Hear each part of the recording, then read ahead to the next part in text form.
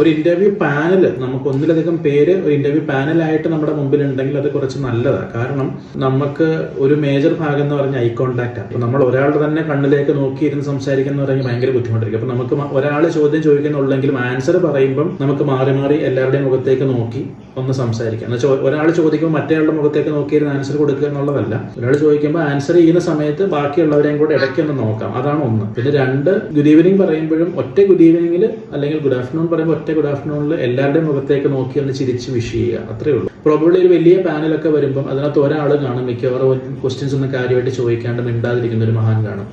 ആളായിരിക്കും inside out നമ്മളെ evaluate ചെയ്യുന്നത്. നമ്മളുടെ കൈ ടെൻഷൻ ആവുന്നുണ്ടോ, അല്ലെങ്കിൽ നമ്മുടെ ബോഡി ലാംഗ്വേജ് എങ്ങനെ, ഐ കോണ്ടാക്ട് എങ്ങനെ, എന്തെങ്കിലും ഇത് വരുന്നുണ്ടോ എന്നൊക്കെ മൂപ്പര് നോക്കുന്നുണ്ടായിരിക്കും. അപ്പം ആരെങ്കിലും ചോദിക്കുന്നുണ്ടോ ഇല്ലയോ എന്നൊക്കെ ഉള്ളത് സെക്കൻഡറി. പോകുന്ന സമയത്ത് വരുന്ന സമയത്ത് എല്ലാവരും ഈക്വലി നമ്മൾ എന്താ പറയുക വിഷ് ചെയ്യുക അല്ലെങ്കിൽ കൺസിഡർ ചെയ്യുക.